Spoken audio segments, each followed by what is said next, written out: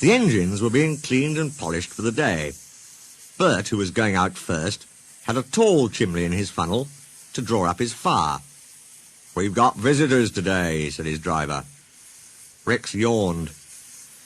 "We have 'em every day," grunted Mike. "But these are special," said the driver.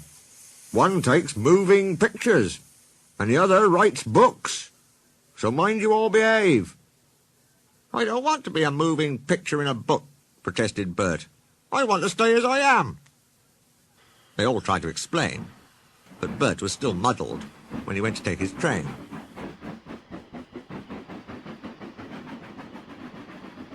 The visitors were clergymen, one fat, the other thin.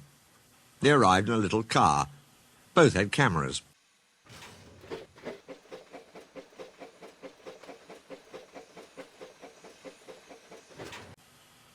They shook hands with Bert's driver. "A small controller," he told them. "Says you can ride with me in Bert's tender if you like." "Thank you," they said. "May we come later, please? Just now the sun is shining so nicely that we want to take photographs." Then they asked Bert his name and told him how smart he looked. These visitors, he thought, do at least know how to speak to engines. He puffed away feeling happier. Wherever the line came near the road, level crossings, bridges, stations, there the two clergymen were, squinting into their cameras. Bert found this rather upsetting. "They might wave at an engine," he complained.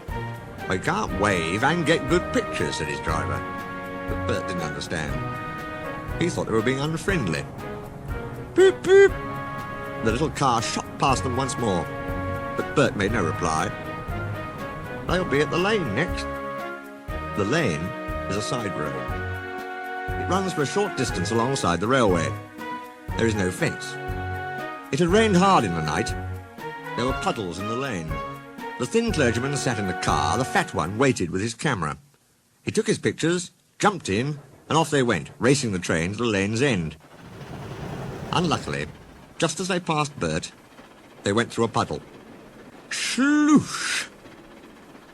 Muddy water splashed over Bert's boiler. "Ouch!" said Bert. But the clergymen didn't know.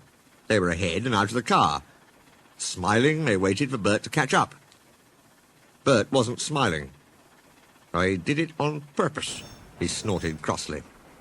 "They splashed me! They splashed me!" Bert hissed, rolling into the last station. "Pictures, indeed," he grumbled, running round his train. "I'm a nice picture, covered in mud." He sizzled crossly when the fat clergyman sat in his tender for the journey back.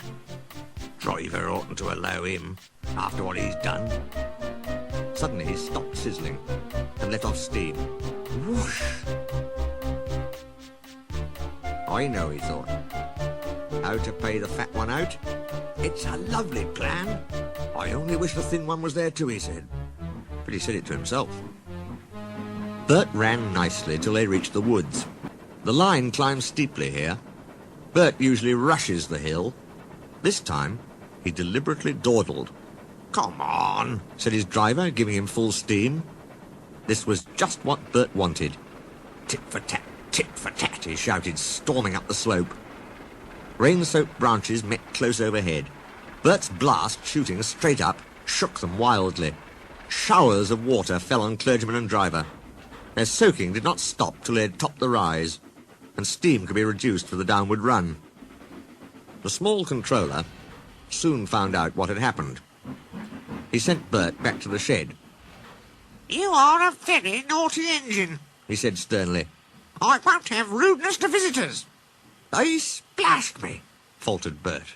"I only—" "That's no excuse. I'm ashamed of you." Bert went sadly away. But he was happy again when Rex and Mike came in. "Those visitors are nice," he told them. "They came and said sorry, and I said sorry too. Then they cleaned me like driver does. They know lots about engines," he went on. "The thin one's writing about me in a book. He promised he'd write about you too. Think of that."